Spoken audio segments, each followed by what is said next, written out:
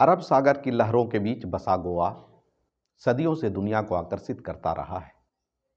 अपने समुद्र तटों से, चर्चों से, किलों से, कला और संस्कृति से। लेकिन इन सुंदर दृश्यों के पीछे एक छिपी थी गहरी सच्चाई।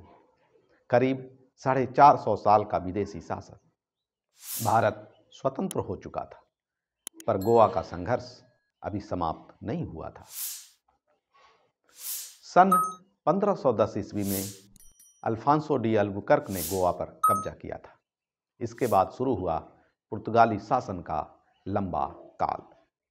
धार्मिक नियंत्रण, भारी टैक्स और सामाजिक प्रतिबंध। कई लोगों का जीवन मुश्किल हो गया था। 17वीं से 19वीं सदी के बीच गोवा कई सांस्कृतिक उथल पुथल से गुजरा। धीरे धीरे गोवा एक बंदरगाह, व्यापार केंद्र और रणनीतिक जगह बन गया, जिसे पुर्तगाल कभी भी छोड़ना नहीं चाहता था। 1947 में भारत आज़ाद हुआ, लेकिन गोवा के लिए आज़ादी अभी दूर थी। पुर्तगाल ने साफ कह दिया, गोवा पुर्तगाल का हिस्सा है, कॉलोनी नहीं। इसलिए भारत के आज़ाद होने से गोवा पर कोई प्रभाव नहीं पड़ेगा। भारत के राजनीतिक नेतृत्व ने कई सालों तक कूटनीतिक समाधान की तलाश की। चर्चाएं हुई, अंतर्राष्ट्रीय दबाव बनाया गया, लेकिन पुर्तगाल ने एक भी कदम पीछे नहीं हटाया। वे गोवा को एक यूरोपीय प्रदेश मानने पर अड़े रहे। इसी बीच गोवा के लोगों में परिवर्तन की लहर उठी। गोवा प्रजा संघ, आजाद गोमंतक दल और कई स्थानीय समूह समर्थन जुटाने लगे। कई आंदोलनकारियों को जेल भेजा गया, कुछ को उत्पीड़न का सामना करना पड़ा, लेकिन आंदोलन रुका नहीं। सरहद के पार भारत में रहने वाले गोवा के लोग भी इस संघर्ष को आगे बढ़ा रहे थे। स्वतंत्रता की मांग अब केवल राजनीतिक नहीं, बल्कि जन आंदोलन बन चुकी थी। 1950 के दशक के अंत तक भारत समझ चुका था, कूटनीति अपनी सीमा तक पहुंच चुकी है। एकाधिकारवादी शासन से आज़ादी सिर्फ वार्ताओं से नहीं मिलने वाली। प्रधानमंत्री जवाहरलाल नेहरू ने अंतिम निर्णय लिया, अब गोवा को मुक्त कराने का समय आ चुका है। भारत मजबूर होकर एक निर्णायक कदम की ओर बढ़ा। सन 1961 भारत सरकार ने पूरी तैयारी के साथ सैन्य अभियान का खाका तैयार कर लिया। नाम दिया गया ऑपरेशन विजय। यह अभियान तीनों सेनाओं का संयुक्त प्रयास था। थल सेना, नौसेना और वायुसेना की शक्ति का अद्वितीय मेल था। लक्ष्य स्पष्ट था, गोवा, दमन और दीव का पूर्ण सैन्य नियंत्रण, वह भी न्यूनतम हिंसा के साथ। 18 दिसंबर 1961 की सुबह भारतीय सेना 3 दिशाओं से आगे बढ़ी। बेलगावी, पुरस्कानी और सावंतवाड़ी से। थल सेना की टुकड़ियों ने तेजी से पुर्तगाली चौकियों पर नियंत्रण किया।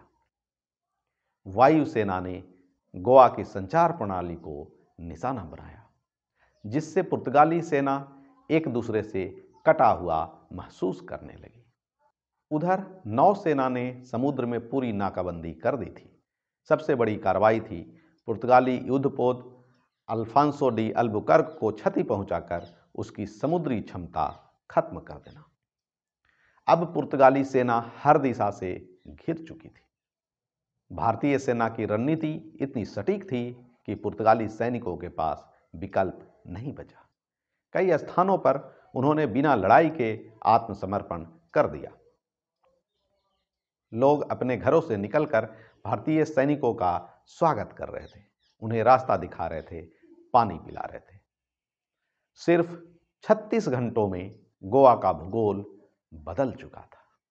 भारतीय सेना न तो अधिक नुकसान झेलना चाहती थी, न ही आम जनता को आघात देना चाहती थी।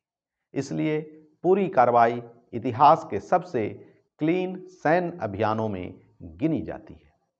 19 दिसंबर 1961 गोवा के इतिहास का सबसे बड़ा दिन। पुर्तगाली गवर्नर मैनुअल वसालो ई सिल्वा ने भारतीय सेना के सामने आत्मसमर्पण कर दिया। यह आत्मसमर्पण सिर्फ एक दस्तावेज नहीं था, यह 450 साल पुराने शासन का अंतिम अध्याय था। गोवा, दमन और दीव अब भारत के हिस्से बन चुके थे। भारतीय सैनिकों के आते ही लोग सड़कों पर उमड़ पड़े। महिलाएं तिरंगा लहराते हुए सैनिकों के स्वागत में गीत गा रही थी। बच्चे खुशी से झूम रहे थे। बुजुर्गों की आंखों में आंसू थे। कई लोगों ने कहा, हमने अपने जीवन में पहली बार आज़ादी महसूस की है। गोवा में आज़ादी का उत्सव कई दिनों तक चलता रहा। गोवा को पहले केंद्र शासित प्रदेश बनाया गया। प्रशासनिक बदलाव तेजी से किए गए।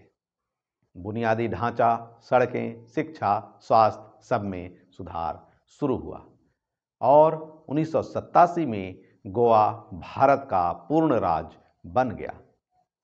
आज गोवा भारत की सांस्कृतिक विविधता और लोकतांत्रिक भावना का प्रतीक है। ऑपरेशन विजय हमें याद दिलाता है कि आज़ादी सिर्फ एक शब्द नहीं, बल्कि साहस, त्याग और संकल्प की कहानी है। यह कहानी उन सैनिकों की जिन्होंने गोवा की धरती पर वीरता दिखाई। यह कहानी है उन गोवा वासियों की जिन्होंने पीढ़ियों तक स्वतंत्रता की लौ जलाए रखी। 19 दिसंबर 1961 एक ऐसा दिन जिसने भारत के मानचित्र को पूर्ण किया। गोवा आज़ाद हुआ, भारत एक हुआ। जय हिंद।